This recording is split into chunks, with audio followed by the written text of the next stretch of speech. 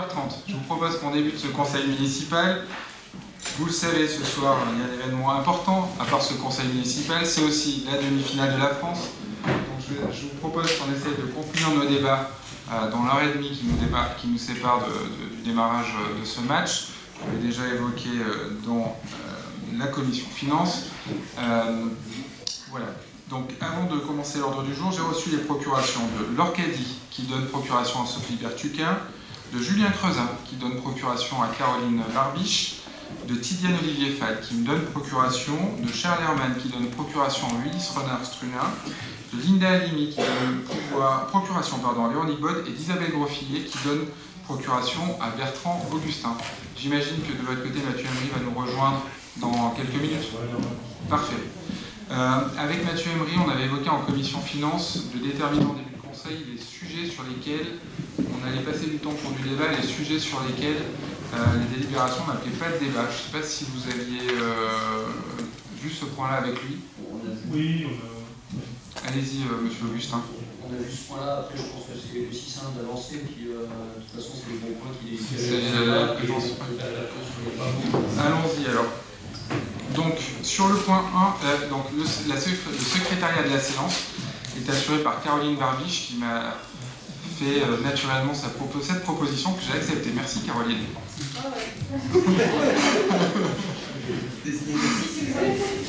Alors, le point de l'ordre du jour, il s'agit de l'approbation du procès verbal du conseil municipal du 29 novembre 2022. Est-ce qu'il y a des remarques sur ce procès verbal? Pas de remarques? Non, je vous entends pas, mettez votre micro parce que du coup... Allez-y. C'est pas mal fait, donc allez-y. Ok, ça marche. Donc, on passe au vote, donc qui est contre? Qui s'abstient? Personne, donc le point 1 est adopté. Le point 2, comme le point 3 et comme le point 4, il s'agit d'autoriser les engagements de crédit d'investissement avant le vote du budget primitif 2023. Comme nous l'avons évoqué lors de la commission finances, le budget 2023 sera voté en mars 2023 avec un débat d'orientation budgétaire en février 2023. Le décalage de ce vote du budget par rapport au calendrier budgétaire que nous avions validé en commission et je crois même à ce conseil municipal s'explique à cause de la crise énergétique, notamment des marchés que l'on passera ce soir sur notre électricité, de pouvoir mieux cibler quelles vont être nos capacités d'investissement.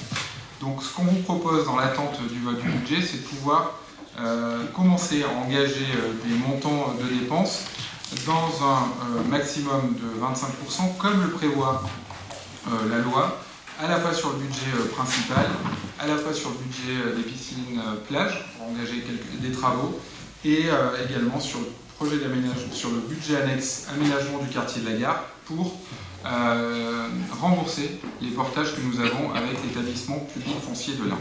Je ne sais pas si vous avez des remarques. J'ai présenté les 3 délibérations en bloc parce qu'en fait les 3 ont le même objet.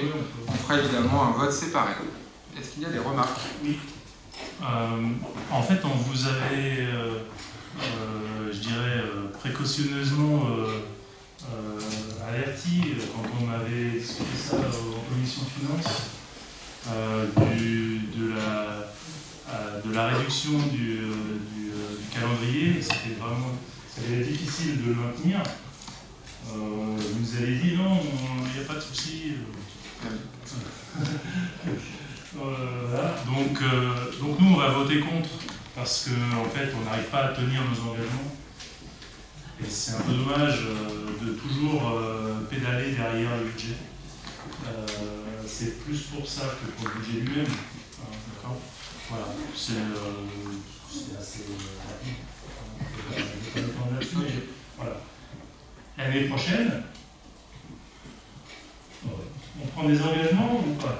On a voté un règlement intérieur, on essaiera de tenir le règlement budgétaire, on fera en sorte de tenir le règlement budgétaire. Si nous n'avons pas de contexte externe, j'espère aussi, ça serait bien que ça se calme, parce que ça fait quand même 3 ans qu'on vit avec un contexte externe et qui nous contraignent dans notre préparation budgétaire, notamment les 2 budgets précédents, c'était des recettes liées au casino, qu'on pourra tenir le calendrier sur lequel on s'était basé.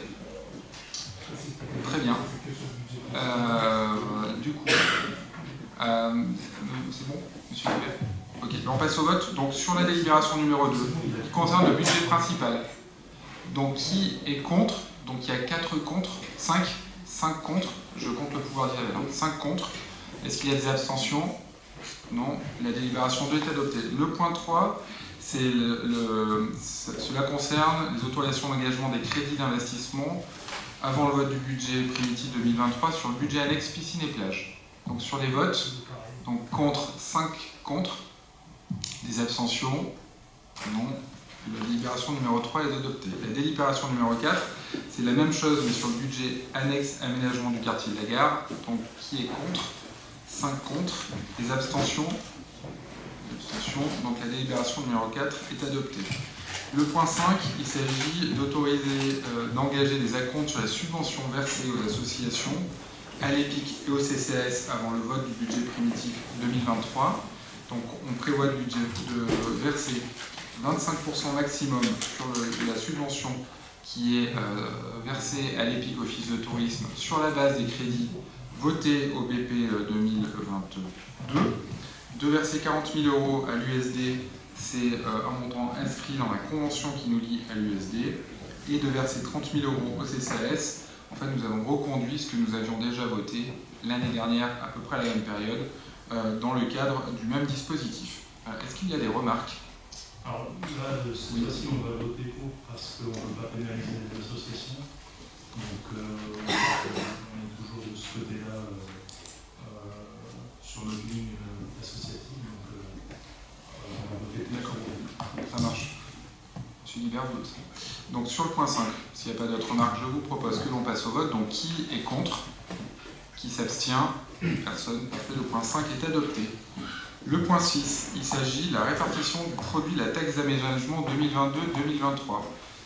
Vous le savez, la taxe d'aménagement, les dispositifs relatifs à la perception de la taxe d'aménagement ont été modifiés par la loi de finances 2022 et il y a une obligation aujourd'hui de reverser tout ou partie du produit de la taxe d'aménagement perçu par les communes à l'EPCI, donc chez nous à Pays de Gex-Aglo. Ce principe a fait l'objet d'une délibération au conseil communautaire, donc je vais décrire les dispositifs dans quelques instants, et cette délibération doit être prise également par les communes.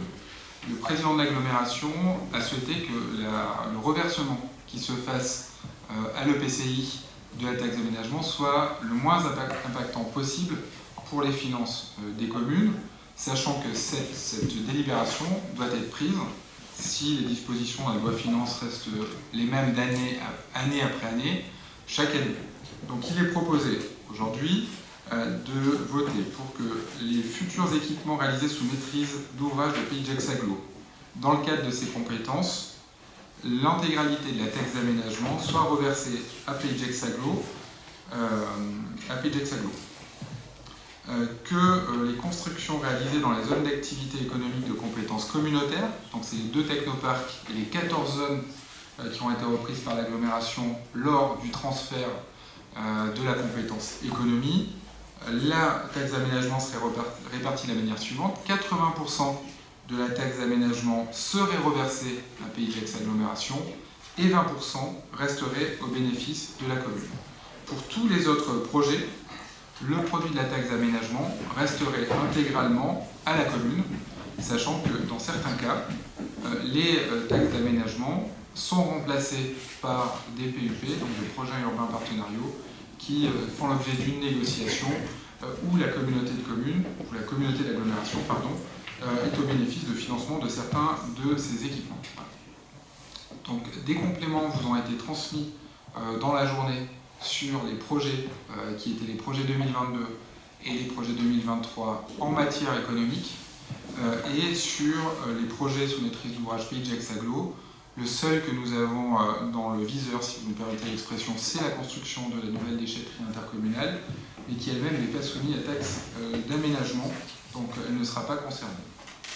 Voilà pour la présentation de cette délibération, qui à mon avis sera une délibération récurrente et qui n'entrera en force, qui ne rentrera en vigueur que si elle est votée en même terme entre l'ensemble des communes de Pays de Gex-Aglo et le conseil d'agglomération.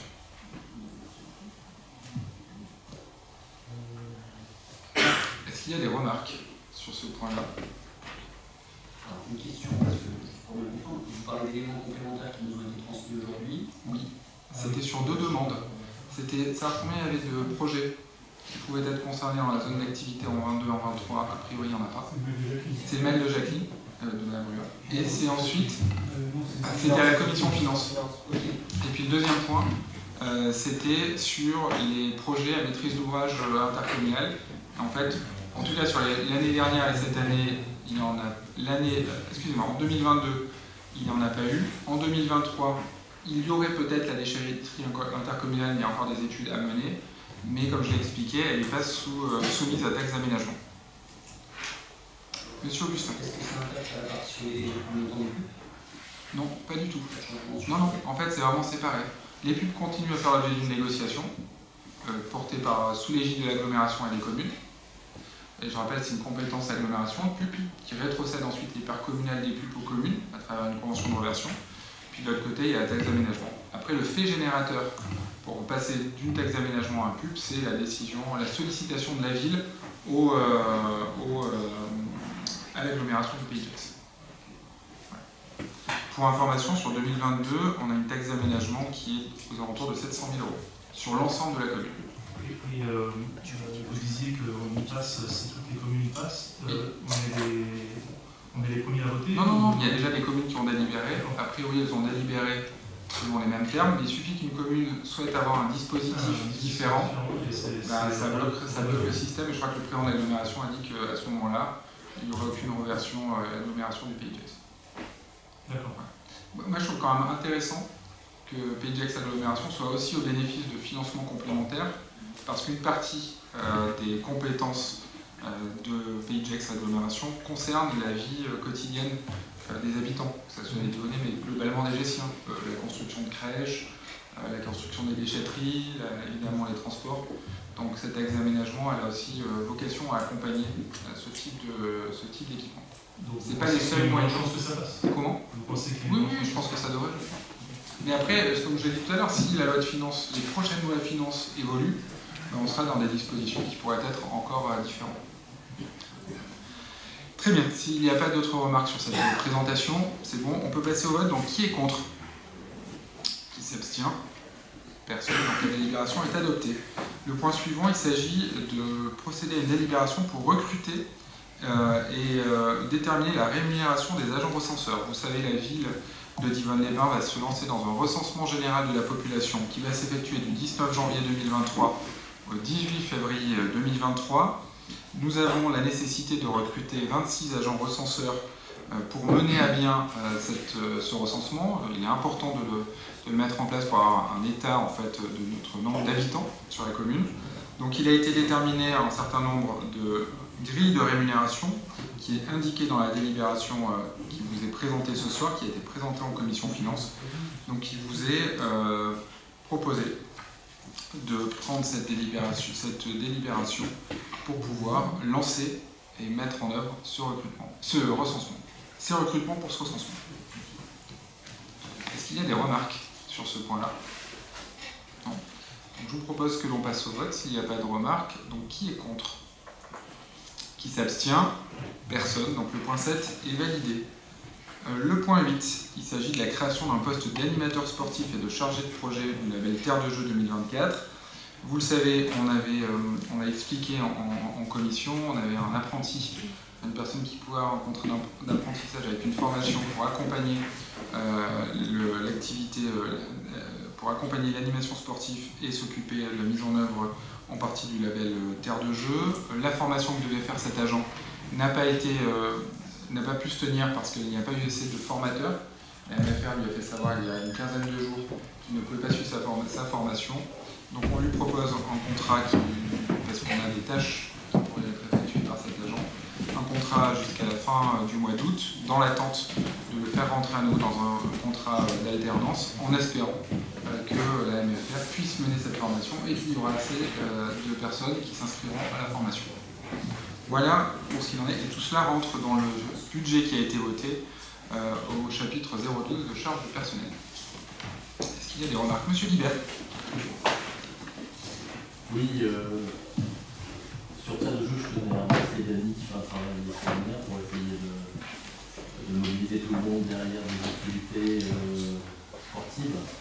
Je pense que c'est souhaitable de continuer ces actions.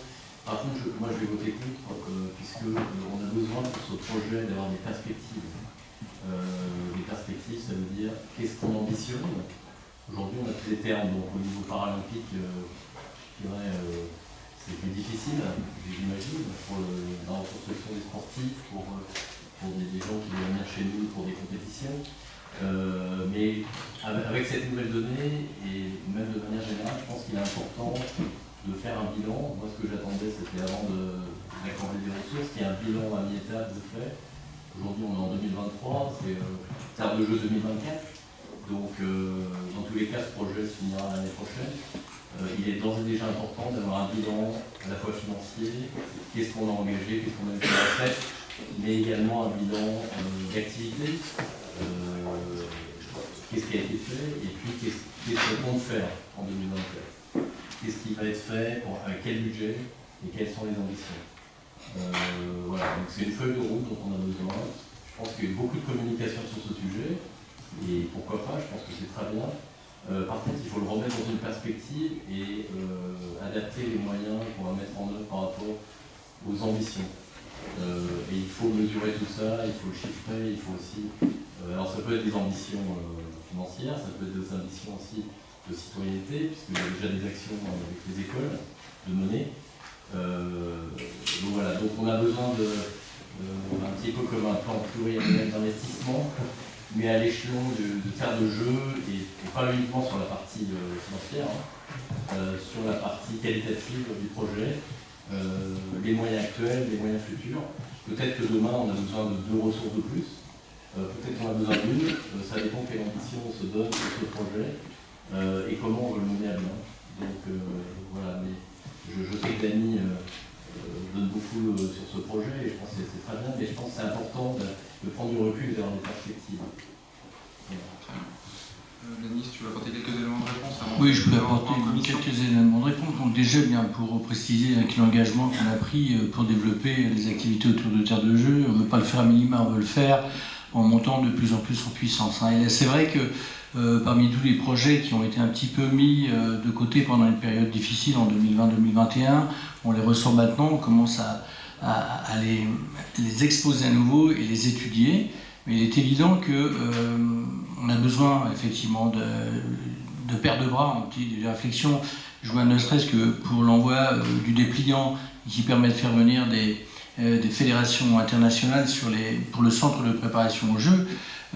Ça demande beaucoup de temps, de recherche pour pouvoir contacter les fédérations, et ça, moi j'ai beaucoup de mal à assumer tout seul, je ne peux pas. Donc d'avoir effectivement une paire de bras jeune et volontaire, c'est vraiment une aide appréciable. D'autant plus qu'il faut bien voir qu'à l'origine, ce contrat n'était pas basé sur ce paradigme, il a changé un petit peu.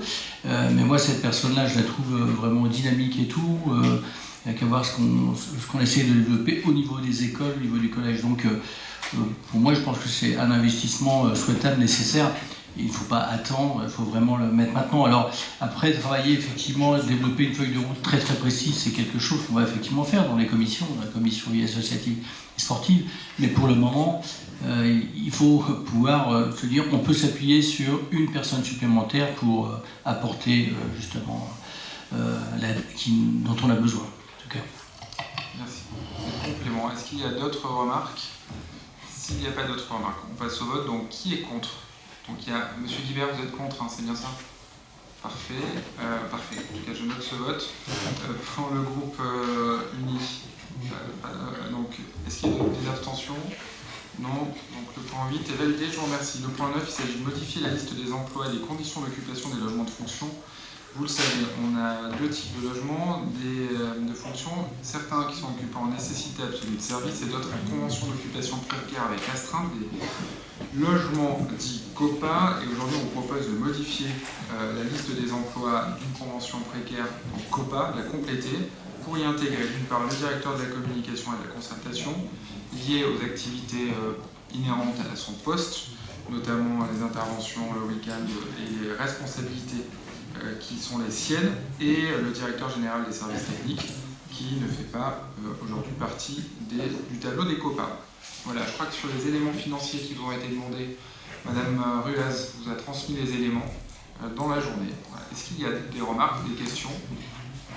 Pas de remarques. Je vous propose du coup qu'on passe au vote sur ce point 9. Donc qui est contre? Qui s'abstient? Personne, pardon, le point 9 est adopté. Merci. Le point 10, il s'agit de la convention relative à Petite Ville de demain. Véronique. Oui, monsieur le maire, mes chers collègues, donc le programme Petite Ville de demain initié par l'État et pour lequel les communes de Gex et de Divonne, mais aussi Pays de Gex Agglo, ont été retenues en juillet 2021. Donc nous avons signé une convention. Donc s'articule autour de deux thèmes importants. Le premier, la transition, et notamment la transition écologique, et le deuxième, autour de la relance et plus spécifiquement autour du commerce. Aujourd'hui, après 18 mois de travail, de réflexion, conduit notamment par Charles Nicolas, dont nous avons présenté le travail lors de la dernière commission tourisme économie, qui a fait état des forces, des faiblesses, mais surtout des pistes d'action. On vous propose ce soir donc une convention cadre à valeur d'opération de revitalisation du territoire. Après, j'appellerai ça ORT, vous saurez tous ce que c'est, donc pour la période 2023-2026. Alors, qu'est-ce que c'est? Un petit rappel de Petite Ville de demain. Donc, c'est un projet qui est cohérent pour notre territoire, présentant une vision d'ensemble et globale de nos actions, de nos projets sur plusieurs axes, donc écologique, économique, social, et aussi autour de l'aménagement du territoire et du logement. C'est un vrai travail de partenariat avec de nombreux acteurs, l'État bien sûr, mais également le département, Pays de Gex Agglomération, la Banque des territoires et d'autres partenaires. Un exemple de convention étant celle que nous avions signée avec Enedis il y a quelques mois de cela, et celle qui vous sera présentée par Yvan Racle autour de la sécurité avec la gendarmerie tout à l'heure. Mais Petite Ville de demain, c'est aussi un programme qui est vivant et évolutif, puisqu'il va y avoir des possibilités de révision annuelle, notamment à travers la maquette budgétaire. Notre convention cadre, donc vous avez tous certainement lu en détail, donc je ne vais pas la reprendre, comprend 3 axes de travail importants pour Divonne, donc l'art de vivre divonnais, la ville des courtes distances et Divonne, ville élégante. Donc notre convention se décline autour de 2 périmètres d'intervention que vous avez également dans la délibération. Donc l'un qui comprend le centre-ville, mais également la mairie, le casino, les thermes, et un autre donc, qui inclut les équipements structurants de notre territoire, comme le lac, l'hippodrome et le futur village des associations. Donc, la convention cadre a pour objectif donc, de renforcer l'attractivité commerciale du centre-ville, de favoriser la rénovation de l'habitat, la valorisation du patrimoine, mais aussi des paysages, et de développer les mobilités au sein de notre ville. Dans la convention, vous avez effectivement indiqué toutes les actions qui sont retenues, donc vous en avez une dizaine, avec une proposition de calendrier de réalisation qui appellera bien entendu des précisions au fur et à mesure, notamment des études qui seront conduites, et notamment à travers les études d'ingénierie. Et je voudrais notamment prendre en exemple le projet de la MELI et le projet qui concerne à créer des logements pour nos saisonniers. Donc là, nous sommes en contact avec la Banque des territoires pour nous aider à financer ces études. Donc cette convention est commune à la ville de Gex, donc c'est pour ça que vous avez une partie Divonne et une partie Gex. Cette convention a d'ailleurs été approuvée lors du conseil municipal de Gex le 12 décembre dernier. Vous dire effectivement que cette convention, là aujourd'hui on voit qu'on n'est plus à l'état de concept comme ça avait pu être présenté il y a 1 an et demi de ça, mais là maintenant on commence vraiment à rentrer dans des actions vraiment structurées. Et c'est vraiment une chance pour Divonne de bénéficier de nombreux outils de financement, donc aussi bien en termes d'ingénierie que d'investissement. donc notamment par l'État, mais aussi par ses partenaires, comme le département ou également la région. Effectivement, aujourd'hui, vous voyez qu'il n'y a pas de maquette budgétaire précise parce que je dirais que tout dépend des projets que l'on va réaliser, puisqu'à chaque fois on activera des fonds différents. Et hier, nous avons notamment eu un comité de pilotage co-présidé par les maires de Gex, de Divonne et de monsieur le sous-préfet. Donc, puisque vraiment le sous-préfet, notamment à travers la DDT, veut vraiment je dirais, mettre sa patte et vraiment soutenir les deux communes, puisque Divonne et Gex, c'est vrai, parmi les autres communes qui bénéficiaient de petites villes, du programme de petites villes de demain, sont quand même assez atypiques dans le paysage. Mais voilà, il faut vraiment voir ce projet de petites villes de demain comme une richesse et comme une chance pour Divonne. Voilà. J'ai essayé de résumer au maximum et être la plus concise possible, sachant qu'on aura l'occasion annuellement donc, de revenir sur ces dispositifs et que différentes commissions peuvent aussi s'emparer de certains dossiers en fonction des thématiques qui seront abordées dans le cadre de cette convention. Merci beaucoup pour cette présentation complète. Monsieur Guibert. Merci pour cette présentation. J'avais une demande à formuler. Monsieur Guibert, vous pouvez parler plus proche de votre micro. J'essaie. Donc, oui, merci pour cette présentation, Véronique. J'avais une demande à ajouter, à formuler. Je pense qu'une revue annuelle, c'est intéressant, mais la dernière fois, moi, j'ai été resté sur le fait qu'il y aurait un audit de fait, en fait, qu'il y aurait une rencontre avec les commerçants de fait. Et une feuille de route, et peut-être rencontrer les élus également. Alors, est-ce qu'il y aura une rencontre de prévue? À quel moment? Est-ce qu'il y aura une révision? A priori, vous disiez annuellement. Mais est-ce que déjà on peut avoir partagé un état des lieux, un audit, et puis des perspectives en fait? Qu'est-ce qu'on envisage? Qu'est-ce qu'on envisage? Je vais répondre sur une partie et je pense qu'Éric pourra compléter concernant le travail du manager de centre-ville s'il le souhaite. Mais je vois qu'Éric est concentré, donc je vais commencer. Donc, t'as rien à rajouter, très bien, mais écoute, je vais essayer d'être la plus complète possible. Donc aujourd'hui, effectivement, il y a 2 personnes au niveau de la ville qui s'occupent du projet Petite Ville de demain, donc Charles Nicolas qui est chargé de mission, et depuis quelques mois, notre manager de centre-ville, monsieur Vincent Lullier. Effectivement, dans sa feuille de route, il a comme mission de faire un audit des commerces, de travailler aussi sur la constitution de ce club des entrepreneurs. Donc il est prévu effectivement que lors d'une prochaine commission, une fois qu'il aura vraiment avancé dans sa démarche, que ça fait partie la revitalisation vraiment des cœurs de ville, la revitalisation des centres-bourgs et bien entendu l'installation des commerces, fait partie des axes prioritaires de Petite Ville de demain. Et on le voit, et ça a été largement expliqué hier, que les problématiques de Divonne ne sont absolument pas les mêmes que Gex dans le cadre du commerce, et que donc les objectifs et le travail de Vincent Lullier pour Gex et pour Divonne sera complètement différent. Mais en fonction de l'avancée de son audit, eh bien on le présentera bien entendu à une prochaine commission tourisme et économie.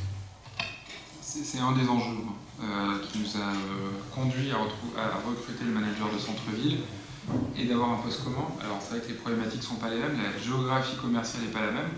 Gex a 2 secteurs commerciaux dans son entrée est et dans son entrée ouest.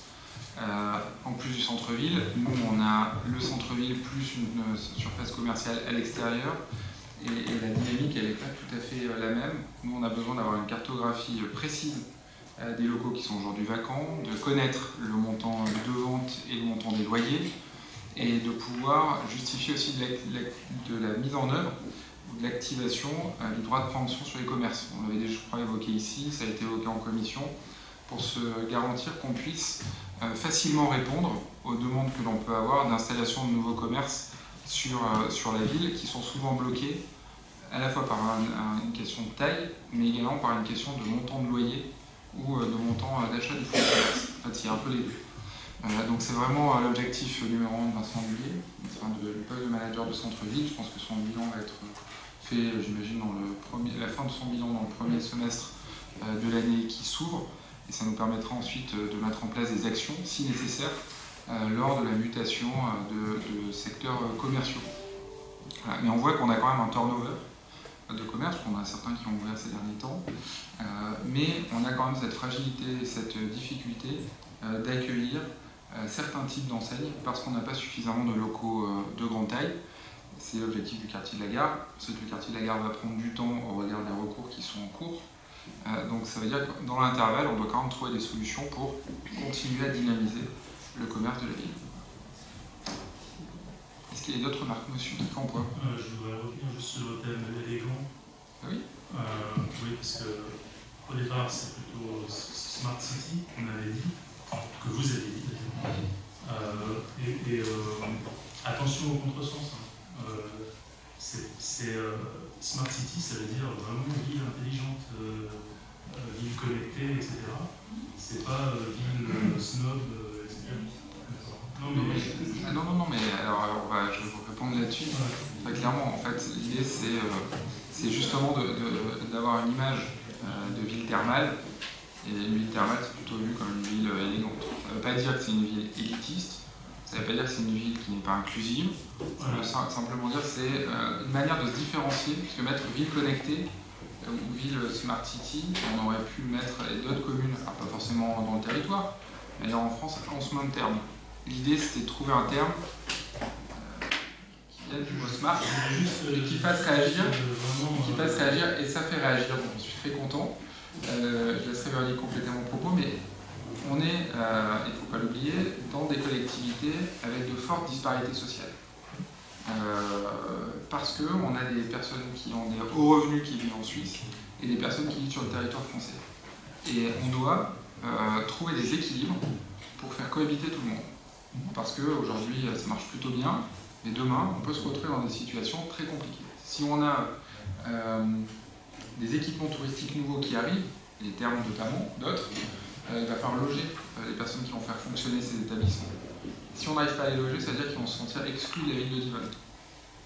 Et donc, une ville élégante, c'est aussi une ville qui assure un équilibre social au sein de ces différentes populations. En fait, ce terme, il est assez générique.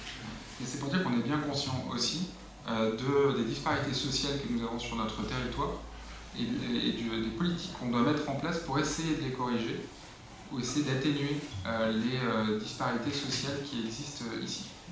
Non, mais vous avez tout à fait raison, monsieur Marie. On a préféré effectivement ne pas mettre un anglicisme, mais plutôt choisir le terme élégant plutôt que smart. Mais comme vous le voyez dans la convention, en fait, on estime aujourd'hui qu'une ville élégante au XXIe siècle se définit par la simplicité, par la cohérence aussi des solutions qu'elle peut proposer à ses habitants. Donc voilà le terme que je trouve juste qu'on s'éloigne un peu du concept de première Smart City du Grand Genève. Voilà, non, c'est intégré. Je trouve qu'on s'en éloigne. Non, mais c'est exactement la même chose. En fait, c'est pas Petite Ville de demain, c'est une convention, vous l'avez vu, qui permet de cibler les actions, qui ne remettent pas forcément en question la question de la Smart City, mais qui devrait pouvoir nous aider à... En fait, on essaye de porter aussi des axes de vision de développement de la ville à travers cette convention.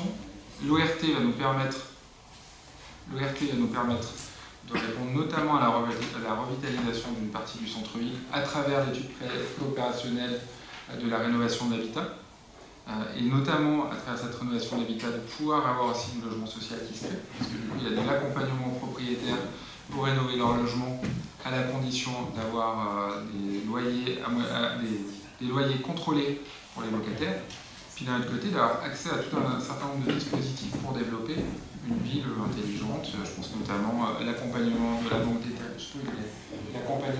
Territoires qu'on pourra avoir sur notre éclairage intelligent dans le cadre du nouveau contrat qu'on veut passer, etc. En fait, cette Smart City est, je ne vais pas dire diluée, mais en tout cas elle est dans différentes actions qui pourraient être portées à travers Petite Ville de demain. Et Petite Ville de demain, c'est un contrat qui doit nous permettre d'être inscrits dans des politiques d'État sur toute une série de domaines. Le fonds friche, le fonds vert, etc. On n'est pas contraint. Non, mais je sais, mais c'est un débat important ce qu'on a aujourd'hui, parce que c'est une des premières fois où la ville de Divonne-les-Bains et la ville de Gex et globalement l'agglomération est reconnue par l'État sur ce type de contractualisation. On n'a pas la bonne taille pour être action cœur de ville, on n'a pas de territoire politique de la ville comme peut l'avoir Ferney-Voltaire ou Saint-Genis, parce qu'on n'a pas suffisamment de logements sociaux, etc. Mais par contre là on a une vraie reconnaissance des spécificités de notre territoire et d'un accompagnement de l'État. Alors c'est beaucoup d'ingénierie, c'est beaucoup d'études, c'est des postes qu'on a pu avoir, mais demain on veut essayer de cibler des actions concrètes.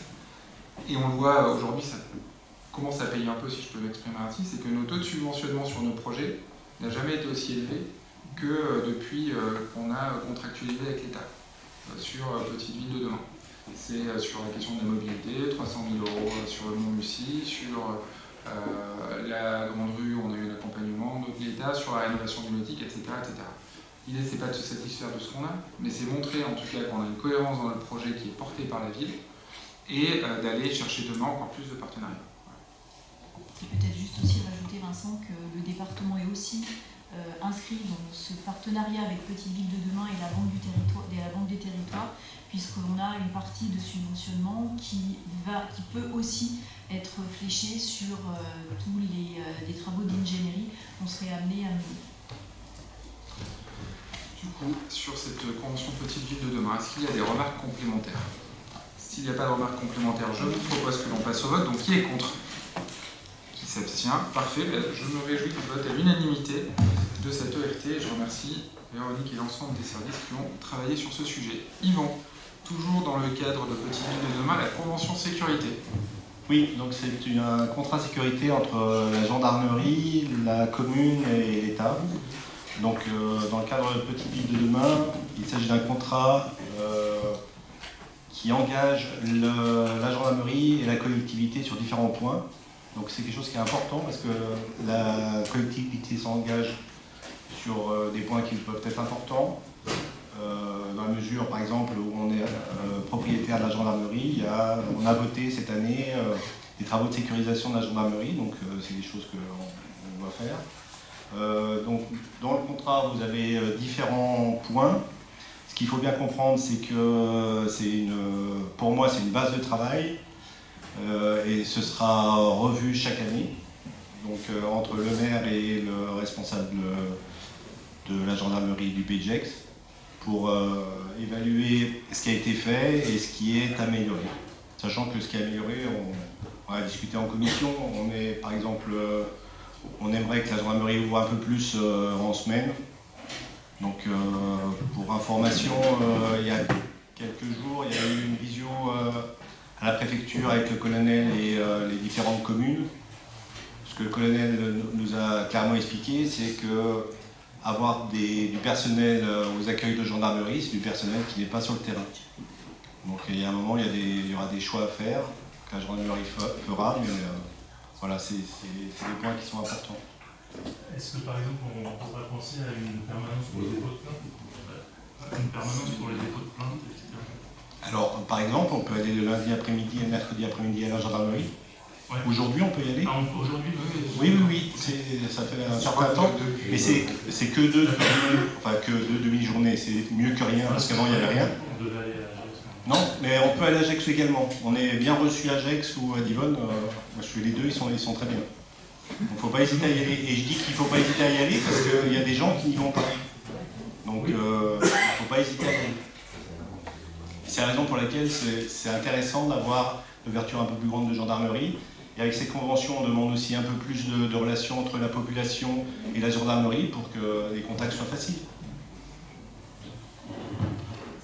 L'objectif aussi, des discussions qu'on a mais qui dépassent le cadre de la convention sécurité, c'est de retrouver une autonomie pour la gendarmerie de Divonne-les-Bains.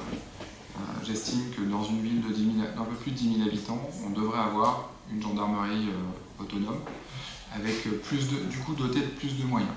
C'est une volonté politique. Aujourd'hui, les discussions s'engagent avec le nouveau colonel, avec les différents services de l'État. Je ne suis pas certain qu'on arrive à cet objectif. En tout cas, on a entendu dans notre demande les moyens de gendarmerie, vous les connaissez, parce qu'ils sont annoncés par le ministère de l'Intérieur. C'est plus de gendarmes, mais des gendarmes qui vont être affectés à des événements, les Jeux Olympiques notamment, et la réouverture de gendarmerie dans des secteurs où il n'y a plus de gendarmerie aujourd'hui. Donc quand on réduit les différents secteurs dans lesquels vont être affectés les gendarmes, il en reste peu pour renforcer la gendarmerie actuelle. Donc il y a des discussions qui s'engagent, ça c'est le premier point. Et le deuxième point, la gendarmerie est un bâtiment communal. Ce bâtiment communal doit s'inscrire dans le projet de rénovation de notre patrimoine communal pour le mettre aux normes énergétiques actuelles. Donc on a un projet à travailler en commun, gendarmerie-ville, pour voir aussi comment, à travers ce partenariat et les différentes conventions, on peut être au bénéfice d'accompagnement d'État. Parce que qui dit accueillir aussi des nouveaux gendarmes, c'est les accueillir dans de bonnes conditions, et demain, peut-être avoir quelques logements supplémentaires dédiés aux gendarmes. Donc c'est ces sujets-là qui sont abordés en parallèle ou en filigrane dans la convention, mais surtout en parallèle dans les contacts, j'allais dire, quasiment quotidiens que Yvan Racle a avec les gendarmes, que notre PM a avec les gendarmes, et que nous, on peut avoir un peu tout mensuellement, tous les 2 mois, avec les représentants des autorités de la gendarmerie. Et la complémentarité gendarme-police municipale est essentielle pour pouvoir assurer la sécurité des Divonnais et pouvoir gérer les problèmes de petite incivilité que nous rencontrons aujourd'hui, mais que rencontrent l'ensemble des communes de notre territoire. Voilà pour les compléments que je pouvais faire. Monsieur Guibert. Je tenais à saluer cette convention parce que je pense qu'elle est nouvelle. Il n'y a jamais eu cette convention. Donc merci pour ça. Je pense que c'est bien de formaliser les choses qui existent depuis longtemps, certaines pas forcément depuis longtemps, mais en tout cas c'est bien de formaliser. Après, ce que j'aimerais moi, c'est un petit peu comme je dis demain, c'est qu'il y a un point qui soit fait dans quelques mois où on donne des objectifs. En fait. C'est-à-dire qu'on n'attend pas dans un an de dire bon, en fait, voilà, la convention est toujours là et puis on se fait bien de vous. Peut-être si on peut avoir un temps de départ pour se fixer des objectifs, alors il y a plusieurs objectifs, et en effet ouvrir plus la gendarmerie. Il y a aussi plus investir les citoyens dans la sécurité. On sait que c'est pas forcément très facile, mais il faut essayer de développer le moyen d'y arriver. Donc tout ça, c'est des objectifs qui engageraient les communes, mais également les différentes parties prenantes. Donc voilà. Pour avoir une visibilité et puis savoir où on va, parce que c'est une convention qui est amenée qui est sur une longue durée. Donc c'est bien d'avoir un événement, mais c'est bien aussi de fixer un point de départ où on se dit, ben voilà, l'objectif qu'on se fixe, c'est ça, validé avec les différentes parties. Oui, sur les citoyens, j'ai dit en commission, moi aujourd'hui j'ai un problème, c'est que, je vous l'ai dit juste avant, c'est qu'il y a des gens qui ne vont pas en gendarmerie déposer plainte. Et c'est un vrai souci. C'est soit ils ne savent pas forcément que Divonne s'est ouvert, soit ils n'ont pas confiance dans les suites données à leur dépôt de plainte. Et c'est pour ça que je pense qu'il y a un travail de communication à faire. Alors la communication sur l'ouverture de la gendarmerie elle est faite régulièrement sur les réseaux sociaux. Donc ça, si on a du temps, on le voit sur les réseaux sociaux. Mais le fait que n'importe qui peut à la gendarmerie déposer plainte ou une main courante, c'est... Enfin, quand je vous dis on est bien accueilli, c'est vrai, il n'y a aucun souci. Il ne faut pas hésiter. Et tous les dépôts de plainte qui ne sont pas posés pour la gendarmerie, c'est des problèmes qui n'existent pas à Divonne. Quand on leur parle de sujets et les victimes n'ont pas porté plainte, pour eux, il n'y a pas eu de problème. Donc Et puis il y a un autre sujet qu'on n'a pas évoqué, c'est l'insécurité routière, où j'essaie désespérément de faire mettre en place un radar automatique sur l'avenue du Mont-Mussy avant le panneau d'Yvonne-les-Bains. Je n'y arrive pas, parce que en fait on n'est pas sur des routes accidentogènes. Et en fait je crois qu'on est un des seuls secteurs, malheureusement jusqu'à ce soir, on est un des seuls secteurs du département de l'Ain où il n'y a pas de décès, ou très peu de décès, liés aux accidents de la route. Donc en fait, les services de l'État nous disent nos priorités sont ailleurs pour l'installation de ce type de dispositif. C'était des retours des radars Mais alors non, on a mis nos radars pédagogiques, on voit que ça circule, mais au-delà de ça, pense qu'on ne peut pas mettre des policiers municipaux derrière chaque entrée de ville avec des jumelles pour vérifier que les gens roulent à la vitesse autorisée. Et on voit dans les radars vers la pédagogie qu'on est sur des petites augmentations de vitesse, mais ce n'est pas 50% des véhicules, c'est surtout 10%. Et c'est aussi une réponse à la lutte contre l'incivilité routière. Sauf qu'aujourd'hui on n'y arrive pas, en tout cas les dispositifs ne nous permettent pas, donc on a demandé à l'État qui l'emporte en matière, mais on ne va pas lâcher la garde là-dessus, parce que je pense que c'est un moyen aussi de régler certains problèmes d'insécurité dans certains secteurs. Voilà, est-ce qu'il y a d'autres remarques sur cette convention sécurité? Si ce n'est pas le cas, on passe au vote, donc qui est contre? Personne. Qui s'abstient? Personne. Bah, écoutez, je vous remercie pour ce vote à l'unanimité pour cette convention importante. Merci Yvan pour le travail dans le cadre de l'échange avec la gendarmerie. Le point 12, il s'agit de l'avenant numéro 3 au traité de concession de l'écoquartier de la Garde, Serge Baillet. Oui, merci Monsieur le maire. Donc, pour une série de délibérations qui concernent l'actualisation et l'avancement du projet d'écoquartier de la Garde, peut-être resituer l'ensemble des délibérations dans un contexte global, pour vous dire que nous allons d'abord vous proposer un avenant, le 3e au traité de concession d'aménagement, et puis ensuite un avenant au traité de protocole foncier, avant ensuite d'en venir à la suppression de la servitude de Réseau Ferré de France pour ce qui concerne les voies ferrées qui se situaient sur une des parcelles, sur 2 des parcelles de l'événement communal. Et puis ensuite, nous en viendrons à 4 délibérations des promesses de vente qui concernent donc le foncier et donc le Panera.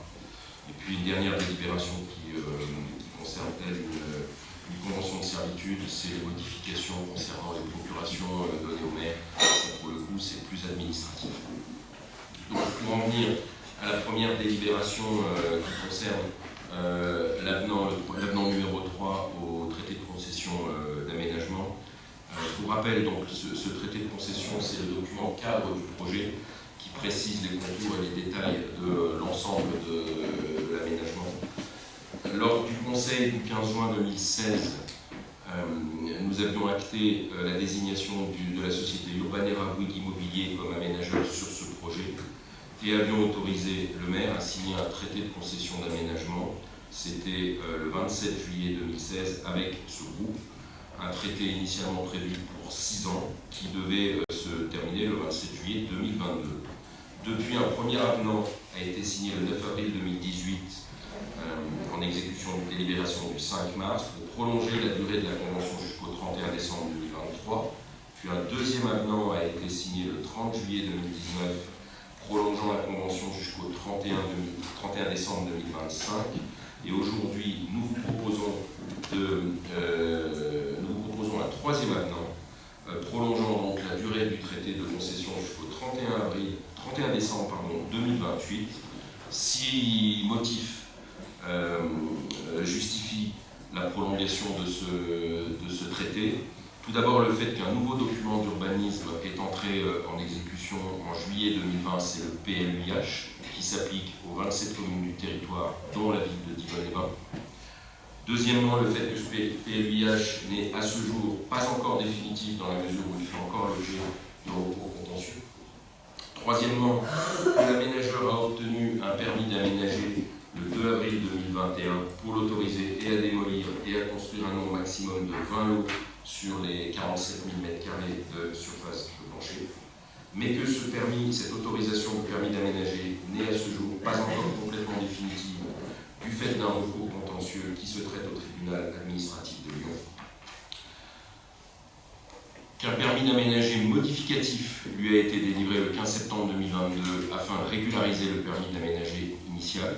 Et enfin, par ailleurs, le contexte sanitaire et électoral de l'année 2020 n'a pas permis d'assurer la poursuite du projet dans les délais initialement prévus. Donc pour toutes ces raisons, nous vous proposons de prolonger dans ce troisième avenant la durée du traité de concession et d'aménagement au 31 décembre 2028 et d'autoriser Monsieur le maire à signer tous les documents afférents à cet avenant. Est-ce qu'il y a des questions sur ce point de calendrier? En tout cas, cet avenant au traité de concession qui concerne le calendrier. Monsieur Noël? Alors, on vous a promis que ce soir on ferait simple et efficace. Donc on va tenter de vous donner notre position pour la délibération de 12 à 19. Et est-ce que vous voulez du coup qu'on fasse la présentation de l'ensemble? Oui, je vais vous les donner. Ah, vous voulez faire tout? Non, mais je sais pas, où on présente tout. Et puis après on passe, vous donnez votre position, puis après on passe au vote. Voilà. Peut-être le plus simple, parce que si vous donnez votre position sur les délibérations qu'on n'a pas nous présenter, Alors présentez tout jusqu'à 19, c'est présenter comme ça, moi c'est le plus simple. Et puis après on fait un vote de... Délibération par délibération, mais après avoir expliqué vos positions. Donc la délibération 16 concerne donc l'avenant au protocole foncier. Je rappelle que le 21 décembre 2016, une délibération avait approuvé un protocole foncier, document qui avait pour objectif d'identifier les parcelles qui doivent être cédées par la commune, qui avait également pour objectif d'établir le phasage du projet, qui déterminait les modalités de cession financière d'étainement et qui explicitait également les procédures de désaffection et déclassement du domaine public. Ces cessions et ces acquisitions devaient intervenir initialement en 3 phases, mais il avait été précisé que ce protocole pouvait évoluer en fonction du calendrier du projet définitif. Aujourd'hui, il se trouve que effectivement le calendrier du projet a évolué et pour nous adapter à ce phasage initialement prévu en 3 temps, il est nécessaire de le prévoir en 4 phases pour s'adapter donc à la programmation réelle de l'opération. Dans les slides de déroulement des délibérations, vous avez sur le point 15 une carte qui vous a été jointe avec l'ensemble du tellement de la commune qui sera vendu et les parcelles pour illustrer les phases de vente des terrains à Urbanera. En gros, la première phase, qui est le tellement orange sur la carte, est dit l'îlot de l'Esplanade Centre. La phase 2, c'est la parcelle en vert sur votre carte, c'est l'îlot de l'Esplanade Est. La phase 3, c'est l'îlot toujours de l'Esplanade Est, mais qui comprendra d'autres lots. Et la phase 4, c'est l'îlot de l'Esplanade Sud, c'est la parcelle en rose sur votre carte. Donc voilà le calendrier. Je vais avancer dans les délibérations parce qu'on reviendra ensuite sur le phasage, c'est-à-dire les dates, les prix qui sont prévus pour les promesses de vente. La délibération suivante concerne la suppression de la servitude concernant RFF, qui s'appelle maintenant SNCF Réseau. Donc je rappelle que le 25 juin 2012, nous avions acquis 2 parcelles de terrain qui étaient anciennement propriété de Réseau Ferré de France, mais qui est maintenant donc SNCF Réseau, et que suite à une étude portée par l'agglomération sur la faisabilité de la ligne du pied du Mont-Jura, le rapport avait conclu à l'absence d'intérêt pour un réseau ferroviaire sur le nord du territoire. De fait, SNCF Réseau a renoncé au projet de réouverture d'une voie ferroviaire sur le terrain communal. Le 17 mai 2021, le Conseil régional Auvergne-Rhône-Alpes a émis un avis favorable à la demande de suppression de cette servitude et le 2 juin 2021, la direction territoriale d'Auvergne-Rhône-Alpes, le SNCF Réseau, nous a confirmé sa décision de ne pas maintenir la possibilité d'ouvrir une voie ferrée et a donné son accord pour la suppression de la servitude. C'est la proposition de délibération de ce soir, d'entériner et d'acter la suppression de la servitude. Ce qui, au passage, donne l'entière maîtrise du tellement communal pour le projet sur ce secteur. Et on en vient donc aux 4 délibérations de promesses de vente. Alors, je rappelle que ces promesses de vente ont pour but de déterminer le calendrier, les modalités, le détail des ventes de parcelles et de ce qui est attendu derrière. Très clairement, on vend des surfaces de terrain et on va récupérer des volumes. C'est les bâtiments qui sont construits, c'est les infrastructures, le parking, notamment les parkings en sous-sol, ce qui explique le détail des rédactions des promesses de vente en annexe. Si vous êtes sur le plan qui a été envoyé dans les slides qui accompagnent, initialement, il était prévu 3 phases, c'est-à-dire que la parcelle 1 en orange et la parcelle 2 en vert devaient être vendues sous un seul et même promesse de vente, une seule et même promesse de vente pour 9 millions. Là, de façon à bien se caler au calendrier et aux besoins du projet, il a été décidé et convenu avec Urbanera de scinder en deux. La première parcelle de vente, c'est la partie en orange qui sera vendue pour 6 millions d'euros et au plus tard, sous réserve, on est à l'instant T, au 20 décembre 2024, sous réserve qu'on n'ait pas des empêchements, des recours, etc. Pourquoi démarrer par cette partie-là? Tout simplement parce que la partie en vert, c'est le parking qui sera maintenu pendant la construction et l'aménagement de la partie en orange, la phase 2, jusqu'à ce que le parking souterrain soit opérationnel. Et une fois que cette partie-là sera construite, à ce moment-là, on pourra passer à l'aménagement de la parcelle en vert. Donc c'est la deuxième promesse de vente pour une vente prévue au niveau du calendrier au plus tard le 20 décembre 2025 pour un montant de 3 millions d'euros. Ensuite, nous aurons la parcelle qui est en bleu, la promesse de vente 3, au plus tard vendue le 20 décembre 2025 pour un montant de 3 100 000. Et en dessous, la parcelle en rose, au plus tard vendue le 30 juin 2027 pour un montant de 3 100 000. On retrouve donc les 15 200 000 euros de vente globale du ténement communal sur le calendrier que je vous ai indiqué, encore une fois sous réserve qu'on n'ait pas des contretemps à ce jour non prévus ou non prévus. Et enfin, une dernière délibération pour en terminer avec les délibérations du foncier, monsieur le maire. Là, on est sur une petite délibération administrative, on en a déjà déroulé quelques-unes ces derniers conseils municipaux. Il s'agit simplement de la convention de servitude qu'on a consentie à Enedis pour la parcelle AO numéro 22, et c'est la rédaction de la procuration qui est à actualiser, et avec le texte que je vous ai déjà soumis, le conseil municipal autorise monsieur le maire à signer l'acte de notarié constituant ça.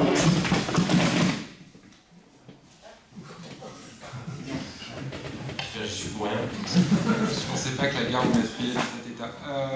Alors, je vous propose du coup, la présentation étant faite, Voilà, il s'agit des actes qui sont liés au traité de concession d'aménagement et au protocole foncier qui avait été débattu il y a un petit moment. Monsieur Emery, je vous laisse la parole du coup, pour la position de votre groupe.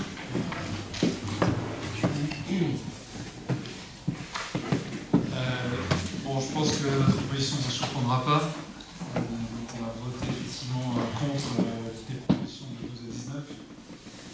Pour laisser une position sur le projet, c'est un projet qui, en l'état, ne nous a jamais satisfait et qui ne nous satisfait toujours pas, puisqu'il a évolué à la marge.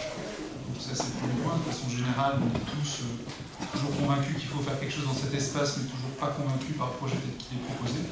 Et comme malheureusement il n'évolue pas, on va toujours effectivement contre. C'est le premier point. Le deuxième point, c'est que aujourd'hui, on est quand même face à une situation de ce projet qui évolue dans un sens totalement incertain.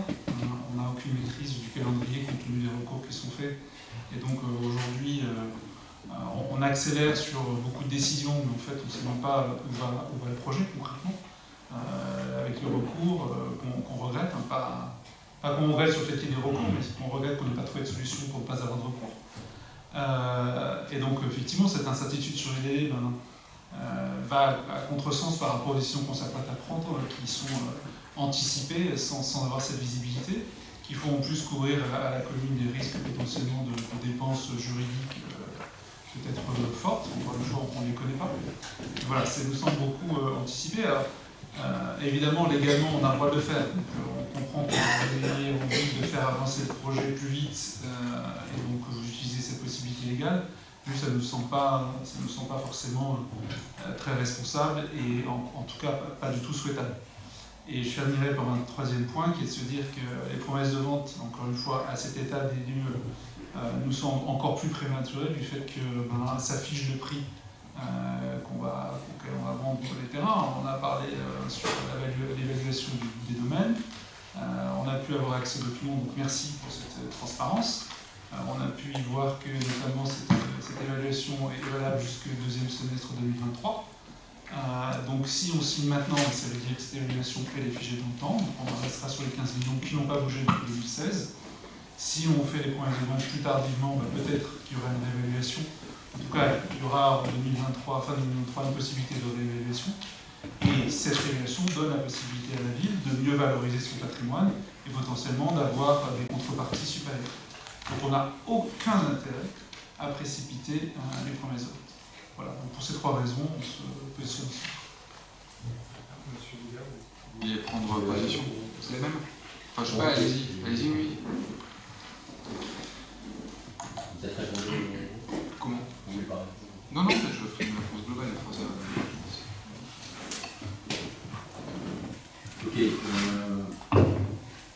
Moi j'ai 3 ou 4 points. Le premier, le cœur du sujet, vous connaissez vraiment la position de notre groupe sur l'opposition par rapport à ce projet, tel qu'il est aujourd'hui, dans quel état qu'il est.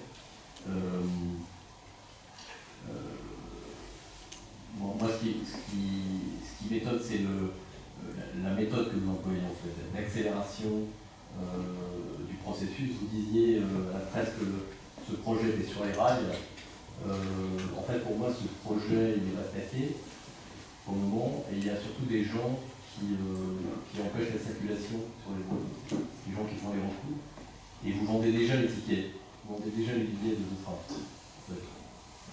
Donc moi, j'ai du mal à comprendre cette précipitation qui est pour moi néfaste pour la ville. On a des mauvaises expériences, vous savez, les conflits juridiques qu'on a. On a signé dans le passé des contrats pour l'embouteillage d'eau, des contrats qu'on a également vus au conseil municipal, on en pensait. Pareil pour les termes. Voilà, quand on signe des choses de manière je dirais, précipitée, sans études. Alors, il y a aussi un autre élément. Si vous voulez, c'est que pour des contrats importants comme ça, je pense que c'est important qu'on examine une promesse de vente. C'est important de l'examiner vraiment dans l'instant du contrat. Ça avait été le cas, je crois, moi j'étais pas conseiller municipal à l'époque, mais ça avait été le cas, il y avait eu un huis clos pendant l'embouteillage d'eau. Alors je ne sais pas si vous aviez parlé du contrat, mais je pense que c'était des choses importantes à discuter. Aujourd'hui, ce contrat-là, on n'a pas pu en discuter directement avec le prestataire Bouygues. Et moi, je trouve ça dommage. Je pense que dans des contrats, il y a des choses particulières. Là, on voit que c'est très volumineux, il y a des dizaines de pages en fait. Notamment, il y a un souci, enfin moi, qui me paraît être un souci, il y a un délai maximum entre la promesse et la vente, qui est de 2 ans. Donc moi, je m'interroge par rapport à ce délai. Et la deuxième chose, je m'interroge également sur les pénalités. Là, on parle de pénalités à hauteur de 10% du montant conclu de vente. Donc, dans quel cas ces pénalités pourraient s'appliquer? Donc ça, c'est des questions qu'on se pose. Alors peut-être qu'au niveau juridique, vous avez les réponses, mais en tout cas, c'est pas aisé de lire les réponses à ce stade pour nous. Voilà. Alors après, ce qui est dommageable sur ce dossier, c'est qu'à tout moment, comme l'a dit Mathieu, il y a eu des recours déjà sur le permis d'aménager. Là, il y en a sur des permis de construire, sur cette loi du permis de construire. Ce qui est dommageable, c'est le manque de dialogue. Je ne sais pas si moi, je ne veux pas juger du dialogue entre les recourants et vous-même, mais ça me gêne un petit peu quand là je lis, si vous voulez, dans le recours qui a été mis, la mairie n'a pas tenté de résoudre le recours gracieux. Donc moi cette phrase-là m'ennuie un petit peu. Alors, je ne veux pas juger de la discussion que vous avez avec le recourant, mais je pense qu'une manière intelligente de s'en sortir, ça serait qu'il y ait des concessions mutuelles publiques, en fait. C'est-à-dire qu'aujourd'hui, il y a des débats, vous menez des débats ou des discussions avec Bouygues, vous en menez avec certains recourants. Ce qui serait, je pense, intéressant, c'est qu'il y ait un effort de part et d'autre, mais que vous portiez garant un petit peu et que ces éléments soient mis sur la place publique en disant aujourd'hui, ce qui est dit, c'est qu'il y a juste un effort sur une dizaine d'arbres. En fait. Donc, je pense que ce soit Bouygues ou les recourants, je pense pense qu'il y a sûrement des possibilités de concession, de négociation, mais encore faut-il que ces éléments soient communiqués de manière publique. Voilà, et que du coup vous portiez garant du bon, voilà, de la bonne adéquation, enfin en tout cas que ce travail a lieu. Parce qu'aujourd'hui, comme il est sous sein privé, moi je ne suis pas à même de juger, alors vous êtes sûrement à même de juger, vous avez des discussions ou pas avec tel ou tel, mais au jour d'aujourd'hui pour nous c'est une boîte noire, on ne sait pas ce qui se passe exactement, donc s'il doit y avoir des concessions, et je pense que pour sortir d'un projet comme ça, il faut des concessions, il faut qu'elles soient publiques. Voilà, les différents éléments. Merci. Très bien. Juste deux éléments de réponse que je pense qu'on a compris le sens de votre vote. Sur l'accélération, je rappelle simplement la délibération sur le numéro 12 qui explique qu'on a passé déjà deux années au traité de concession pour décaler la date à laquelle la concession devait se terminer. On était en 2016 pour une fin de concession en 2022. Aujourd'hui, on repousse le délai de la fin de la concession en 2028. Donc je ne suis pas certain qu'on soit vraiment sur une accélération. En tout cas, on est sur essayer de se dire qu'à partir du moment où le projet pourrait sortir, une fois que les recours seraient levés, il pourrait être mis en œuvre assez rapidement. Parce que ce que je crains, malheureusement, c'est qu'on se retrouve en mars 2026, en tout cas à la fin de notre mandat, sans que nous ayons réalisé le moindre trou ou le moindre coup de pioche sur ce projet, alors que je pense que ce projet il s'inscrit aussi dans une dynamique d'aménagement du territoire, que j'ai déjà exposé à plusieurs reprises, donc je ne vais pas y revenir encore ce soir, mais également dans une dynamique commerciale importante pour la ville. C'était le premier élément que je voulais évoquer. Et sur la question des recours et des discussions avec les recourants, j'ai évoqué un point, je crois que ça a été évoqué à la dernière commission urbanisme à laquelle j'ai assisté, et il me semble que ça a été évoqué préalablement pour faire un état des recours, parce qu'il y a globalement 3 recourants, dont un avec lequel on a trouvé un protocole d'accord, un deuxième sur lequel on est peut-être en train d'en trouver, et en tout cas on vous a fait état des propositions qui avaient été faites, et je rencontre les derniers recourants demain, enfin les derniers, ceux qui ont publié aujourd'hui des recours, ou en tout cas le fait qu'ils avaient fait des recours contre les permis de construire demain, en fin de journée. Donc la discussion se poursuivra, ils ont rencontré il y a à peu près un mois et demi, en essayant de trouver des solutions sur les recours gracieux qui ont été mis en place et les propositions qui ont été faites. Après qu'on ne soit pas d'accord, on peut ne pas être d'accord. En tout cas, la ville a fait des propositions qui modifient sensiblement le projet. Je crois que la pierre angulaire de la problématique, c'est le nombre de logements. Et je le redis, le nombre de logements, il est aussi important parce que ça nous permet d'avoir mis en place un plan local d'urbanisme intercommunal sur ce qui concerne la ville de Divonne-les-Bains, protecteur sur des espaces extérieurs de la ville et qui concentre une partie de l'urbanisation sur des sols qui sont déjà artificialisés. Voilà pour ce que je pouvais dire. Donc je vous propose qu'on passe au vote. On fait un vote global sur les délibérations de 12 à 19.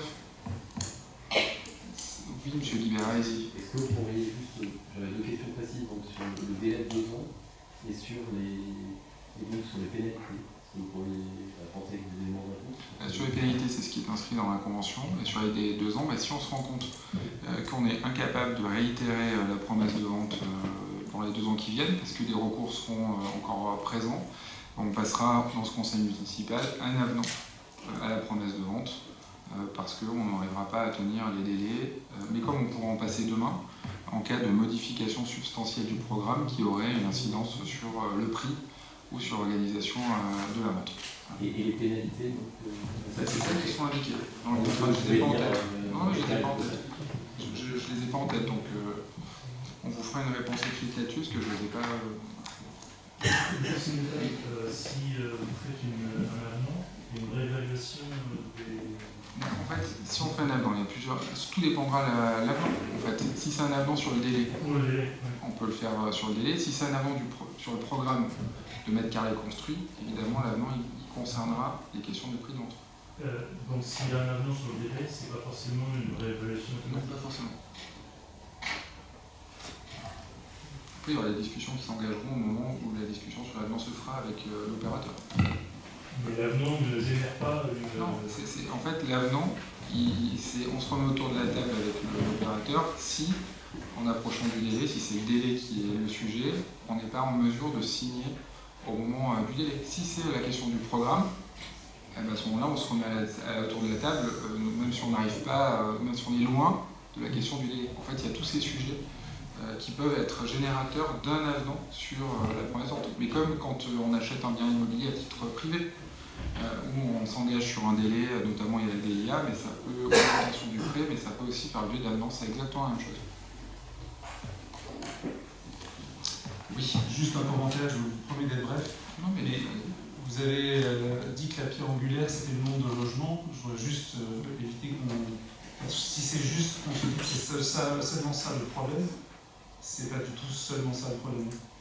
Non, mais on est tout à fait clair là. Non, parce que la dimension environnementale, le commerce, le nombre d'équipements en répartie, etc., l'impact patrimonial. Enfin, oui, mais on a lu le recours de la chaîne. Là-dessus, il n'y a pas de sujet. Enfin, je veux dire, on est conscient. Après, on a apporté des réponses à chacun des points. On l'a fait également. Alors, les réponses vous satisfont pas ou ne satisfont pas la chaîne, c'est encore autre chose. En tout cas, il y a des réponses qui ont été apportées sur chacun des points.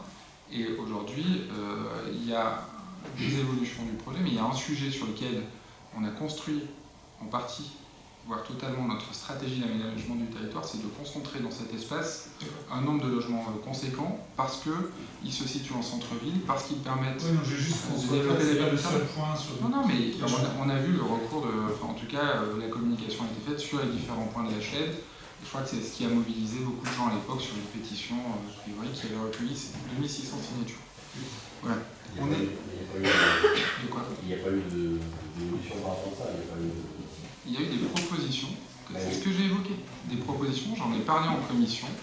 Qui n'ont pas abouti à deux jours. Et qui ont abouti avec certains, mais pas avec d'autres. Donc on continue les échanges. Donc sur le vote, donc du point 12 au point 18, c'est ça, hein, le 19, donc point 19, donc pour les votes, donc qui est contre? 5 contre, qui s'abstient? Personne, donc l'ensemble est validé. Merci.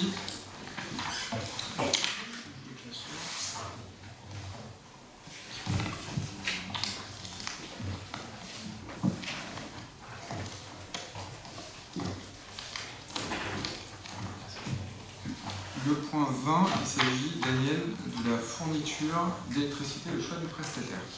Oui, monsieur le maire. Donc, notre marché d'électricité arrive à terme le 31 décembre 2022. Dans ce cas, nous avons lancé une nouvelle consultation sur la forme d'un appel d'offres ouvert pour la réalisation de prestations. Ce sont la fourniture et l'acheminement de l'électricité et des services associés. Un avis d'appel à la concurrence a été adressé le 3 novembre 2022 pour une parution au journal La Voix de l'Ain, le BOMP le joue, et mis en ligne sur la plateforme de dématérialisation des marchés publics et sur le site de la mairie. Ce marché est conclu pour une durée de 24 mois.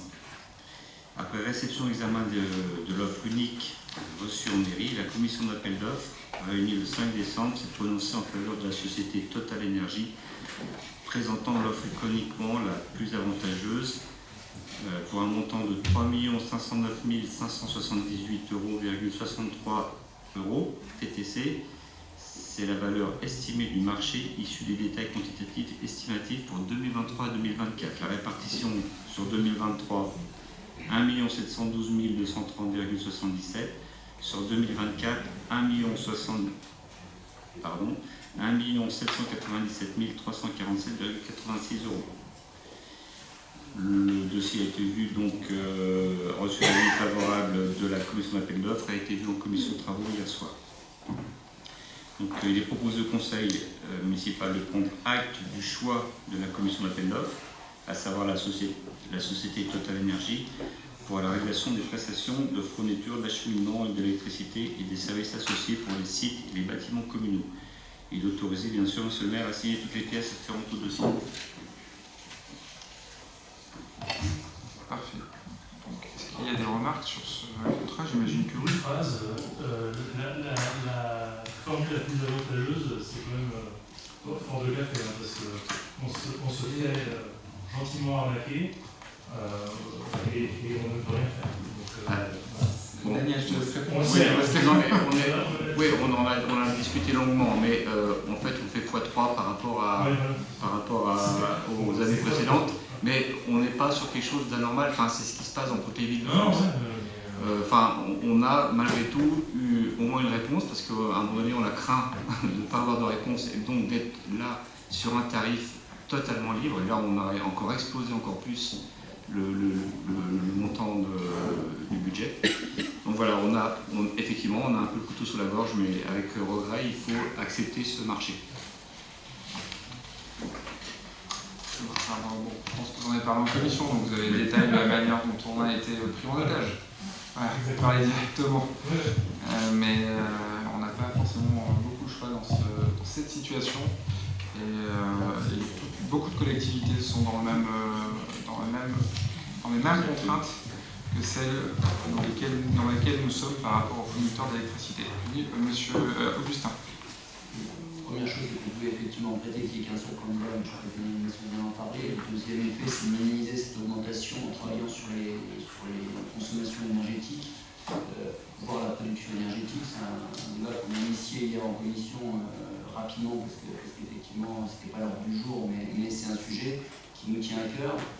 C'est un sujet lié à la crise énergétique actuelle, mais également de façon plus large à la transition énergétique à laquelle on doit faire face pour des chances à moyen ou long terme. On reste très attaché à ce qu'on puisse travailler sur ce volet consommation énergétique, notamment en disant que les mesures qu'on a vues nous semblent un bon départ, mais pas forcément totalement suffisantes. Il y a des choses où on pourrait aller plus loin. Il y a des propositions qui ont été avancées. On n'est pas d'accord, mais c'est pas grave, on peut en discuter. Et le dernier point sur l'intervention sur ce sujet, c'est qu'effectivement il y a une augmentation importante et que la question du bouclier tarifaire reste encore assez, la réponse plutôt du bouclier tarifaire reste assez vague, à mesure où on ne connaît pas forcément le montant. On sait que c'est un sujet qui a été beaucoup discuté au moment du congrès de maire et qu'il y a des engagements de l'État qui ont été pris, mais qui a un impact sur le budget de la commune. Et je ne suis pas certain qu'on fasse partie du dispositif du bouclier tarifaire. Donc on sera... On a dit qu'on espérait. Ouais. Non mais enfin, après, je le redis, c'est comme dans Petite Ville de demain, on est considéré comme une commune dite riche. Donc souvent, on est dans des dispositifs minorés de l'État ou en dehors des dispositifs de l'État. Et je crois qu'on se rejoint sur la nécessité d'accélérer la production d'énergie sur notre territoire. En tout cas, le contrat qui est en train d'être passé sur l'éclairage public va être une première étape. Et puis des propositions seront faites complémentaires à celles qui ont déjà été formulées, et surtout des engagements financiers pour mettre en œuvre cette production d'énergie. En fait, c'est global, c'est à la fois la production, et c'est également un travail sur l'isolation de l'ensemble de bâtiments pour permettre de réduire aussi la consommation. L'énergie la moins polluante et celle qui nous coûte le moins cher, c'est celle qu'on ne dépense pas. Tout à fait. On est bien d'accord. Soyons d'abord vigilants aux mesures qu'on peut prendre pour limiter les consommations, et notamment cette période de crise. Il y a un rôle économique, il y a un rôle environnemental, mais il y a aussi un rôle d'exemple de la collectivité vis-à-vis des particuliers. On sait que globalement la France a besoin d'un effort collectif. Et on a pris notre part de l'effort. On a discuté, on n'est pas d'accord. Voilà, on pense qu'on peut aller plus loin, qu'il y a des mesures qui sont peut-être aussi un peu compliquées à prendre et qu'on aurait pu mettre en place. D'accord. Bon, si on en a débattu hier, c'est parfait. Donc on vous propose qu'on passe au vote. Donc qui est contre? Qui s'abstient? Personne. Donc le point 20 est adopté. Le point 21, c'est sur la rue de la Combe de l'Eau. Daniel. Oui, alors nous sommes sur la Combe de l'Eau. Nous avons un projet d'aménagement de la rue de la Combe de l'Eau entre le chemin des Brous et le chemin de la Ouate. C'est un projet de réaménagement complet sur lequel nous voulons installer un cheminement d'eau. Dans ce cadre, nous avons remarqué qu'il y avait des réseaux électriques et de télécom en aérien, et nous avons demandé une estimation pour un projet d'enfouissement des réseaux électriques et de télécommunications au SIEA. Le SIEA nous a fait parvenir l'APS et nous présente le montant des travaux suivants. Le montant des travaux, incluant les travaux proprement dits, les honoraires de maîtrise d'œuvre et une marge imprévue, est de 313 600 €. La participation du SIEA, 91 466,67 €. On aura la récupération de la TVA 52 266,67 €, ce qui fait une dépense prévisionnelle nette restant à la charge de la commune de 169 866,67 €. À cela, il faut rajouter la mise en souterrain du réseau de télécom. Pour ces travaux, le montant des travaux restant à la charge de la commune à inscrire au futur budget est de 88 600 €.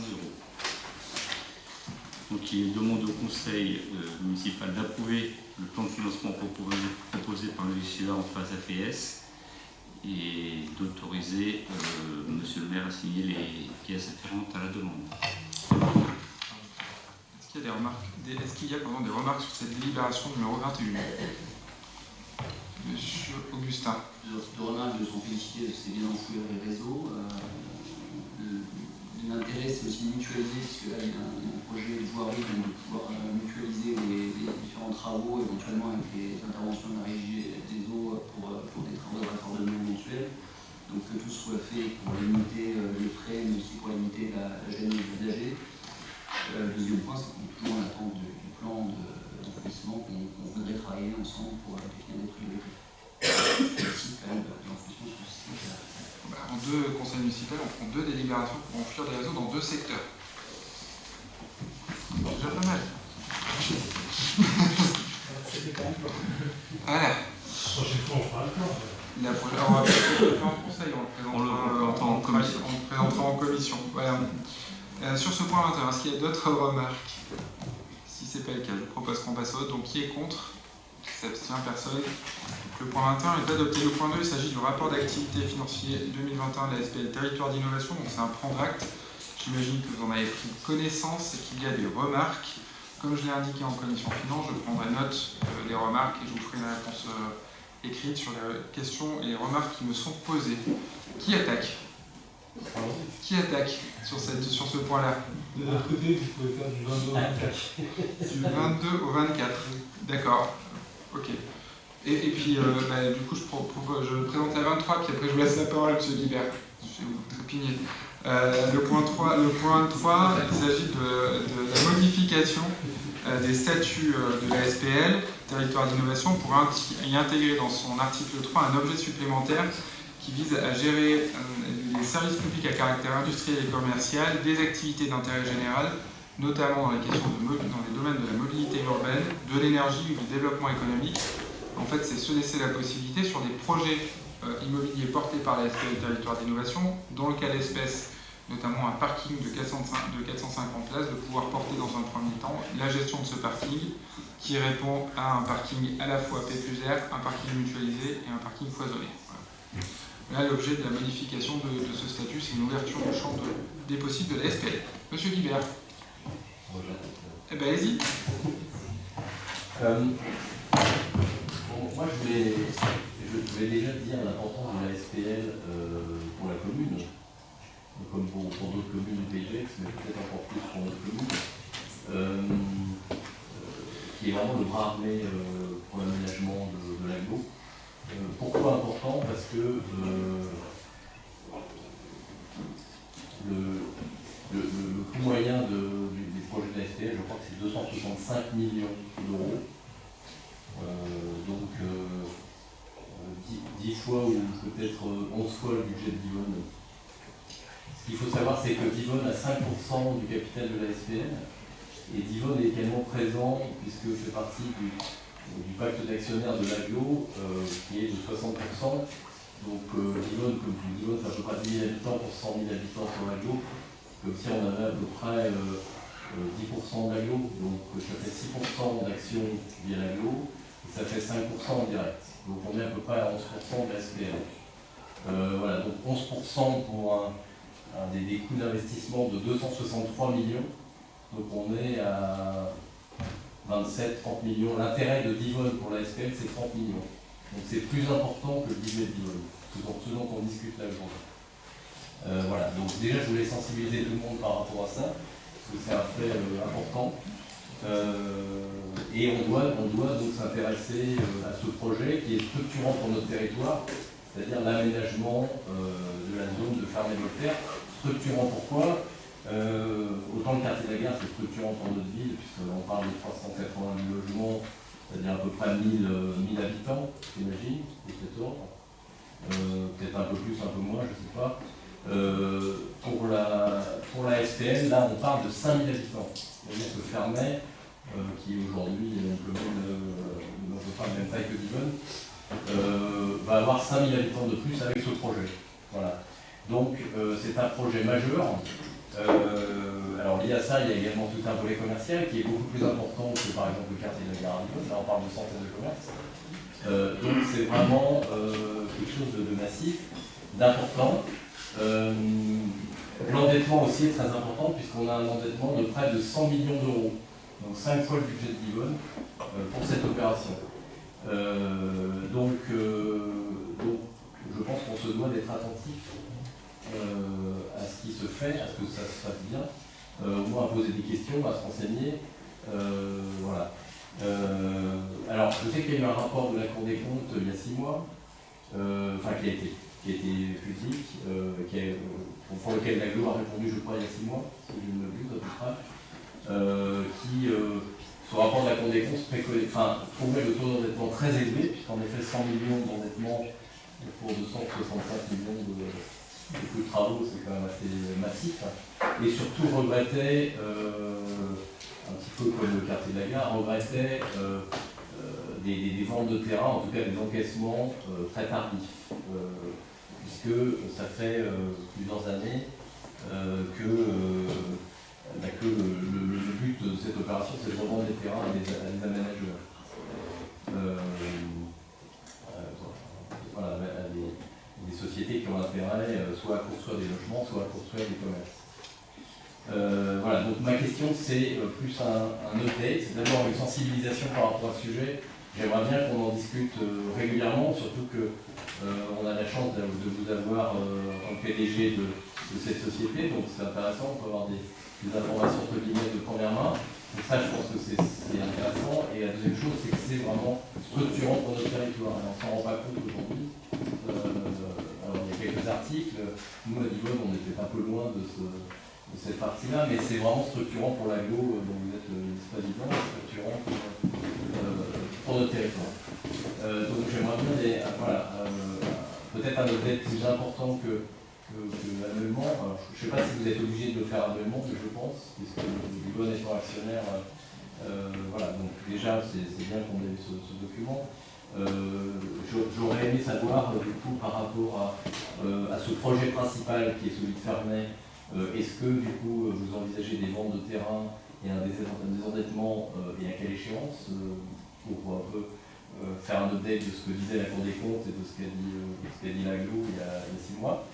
Ça c'est ma première question. Et puis je dirais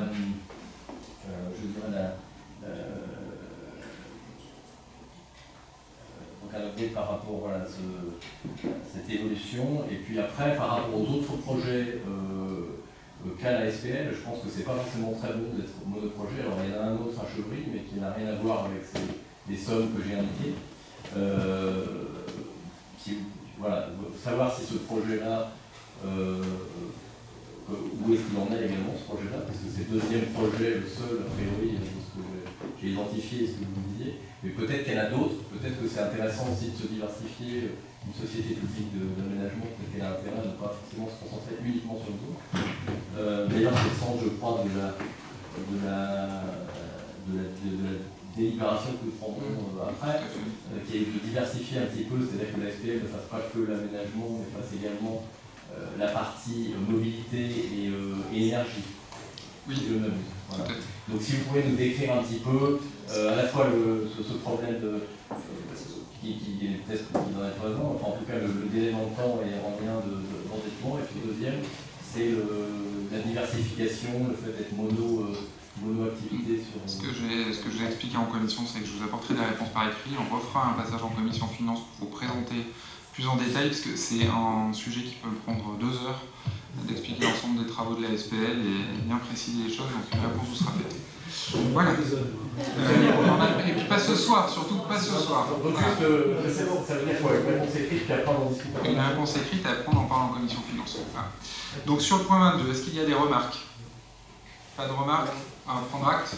Oui, pardon, monsieur. Oui. De façon générale, hein. Là, on a dit on fait 22. Enfin, voilà. Donc sur le 22, c'est un donné, donc il n'y a pas de vote. Sur le 23, qui est la modification des statuts de la SPL Territoire d'innovation, pour l'objet que j'ai évoqué préalablement. Est-ce qu'il y a des oppositions? Est-ce qu'il y a des... Monsieur, oui. Oui, donc, nous, sur la SPL, évidemment, on aurait le même projet à niveau, on serait tous horrifiés. C'est pour ça qu'il se fait ailleurs. Compte tenu de ce qu'on s'est dit sur la gare tout à l'heure. Voilà. Par solidarité très pharisienne, on ne va pas non plus apporter de l'eau. Donc, ces deux points, on va s'abstenir. Vous vous abstenez? Non, mais il n'y en a qu'un en fait, parce que c'était un point d'arrêt. Donc le 23, vous abstenez. Ok. Donc 5 abstentions? C'est ça? Ok. Donc le point 23 est adopté, parce que je crois qu'il n'y a pas eu de contre. Parfait. Le point 24, c'est sur les comptes rendus des décisions. Il n'y a pas eu... il y a eu des questions, je vous ai répondu par écrit, donc je ne pense pas que ça appelle de commentaires supplémentaires, à moins qu'il y ait d'autres questions sur les décisions. Et le dernier point, vous avez posé des questions écrites auxquelles j'ai répondu. Bon, ben alors, écoutez, si tel est le cas, à ce moment-là, je vous propose de clore ce conseil municipal. Je vous remercie.